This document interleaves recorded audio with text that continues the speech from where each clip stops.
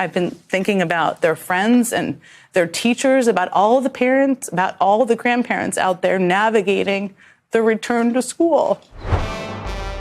Republicans love to attack decent people, good people, empathetic people.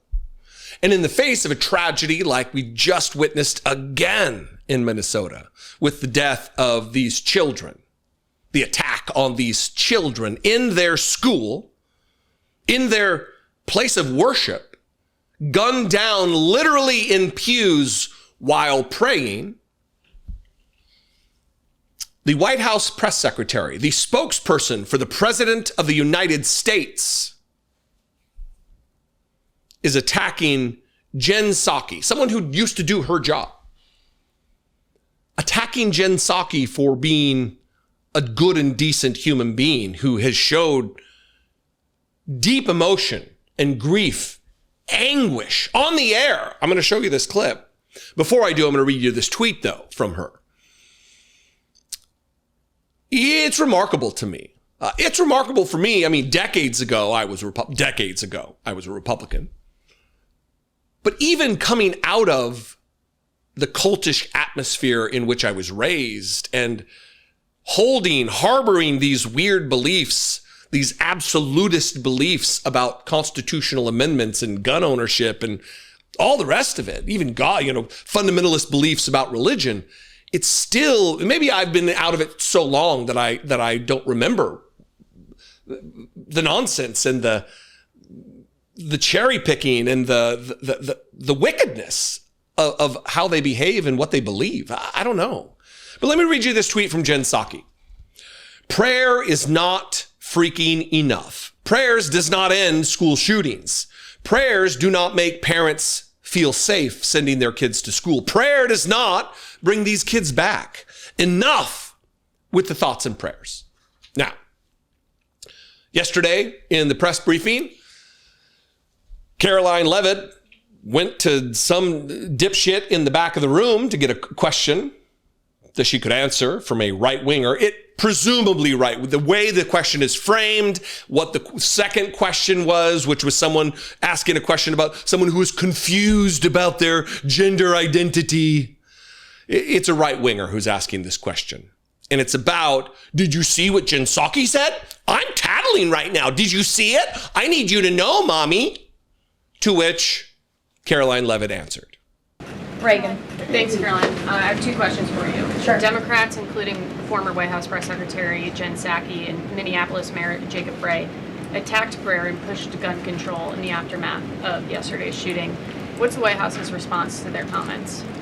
Yes, I saw the comments of my predecessor, Ms. Psaki, and frankly, I think they're incredibly insensitive and disrespectful to the tens of millions of Americans of faith across this country who believe in the power of prayer, who believe that prayer works, and who believe that in a time of mourning like this, when beautiful young children were killed while praying in a church, it's utterly disrespectful to deride the power of prayer in this country, and it's disrespectful to the millions of Americans of faith.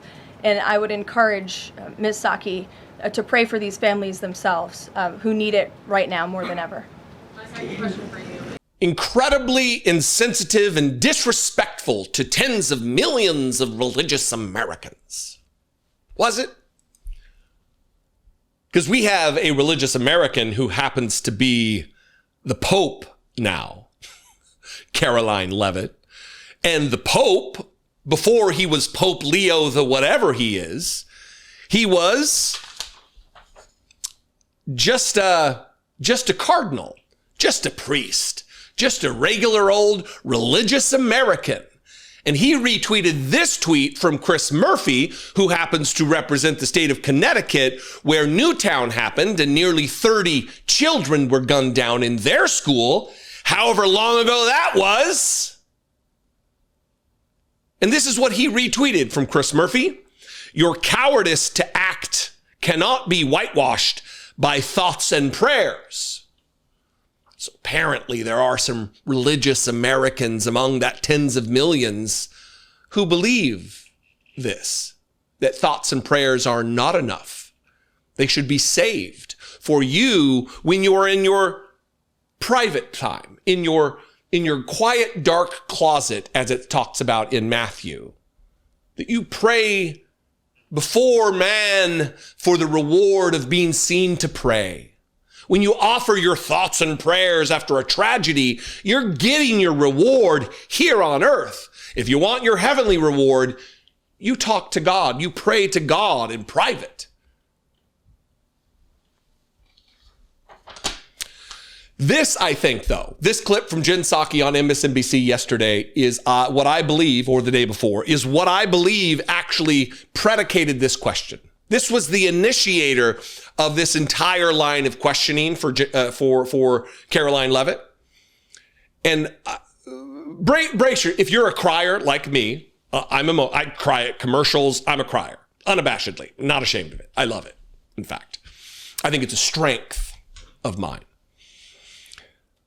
If you're a crier like I am, maybe sit this one out, because Jen Psaki is showing peak emotion, peak anguish while just talking about what took place in Minnesota. And this is what set these Republican ghouls off. About sending them off to school this morning, I've been thinking about their friends and their teachers, about all the parents, about all the grandparents out there navigating the return to school. And all they should be hoping to do is have someone to sit with at lunch or someone to play with on the playground. And they should be waiting to hear an update when they get home. And that is not what these parents at this school experienced today. Sorry, this is a tough one.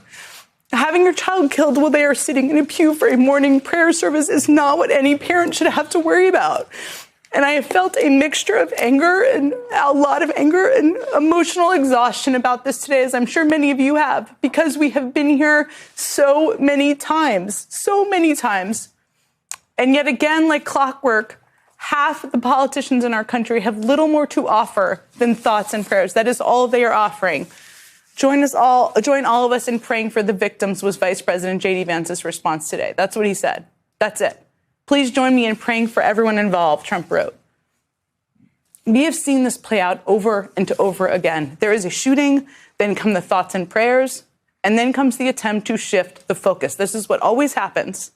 You're going to start seeing narratives. You're already seeing them. They're already out there about how the shooter was trans. You're going to see narratives about how the shooter appeared to be anti-Trump and anti-Semitic, and clearly was in the midst of a mental health crisis. There's no question about that. But here's the thing. There are trans people all over the world. There are anti-Semitic people, unfortunately, all over the world. And people filled with plenty of political hate all over the world. And mental health issues are not unique to the United States. And yes, we should do more to address them. But it's also an issue all over the world. But this is the only country where shootings like this one happen this often. The United States not only has the highest rate of gun violence of any country in the world, it's become a leading cause of death for young people and teenagers in this country. That should make everybody angry. That, what you just witnessed, is what Karoline Leavitt thinks is incredibly insensitive and disrespectful. That. You be the judge of what you think is the more disrespectful, insensitive thing. Jen Psaki's very real. She's not an actress. Are we going to get her an Emmy or an Oscar for that performance?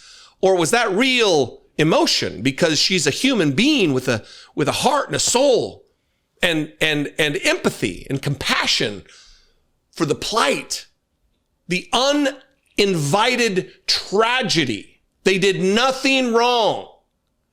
They weren't big balls hanging out on the streets of D.C. at 3 a.m. thinking, oh, this is a great time to be out. And then when tragedy strikes and you get beat up by a 15-year-old, you whine and cry, and it sparks a military invasion of the nation's capital. No, these children were where they were supposed to be at the time they were supposed to be, doing what they were supposed to do in their religious school.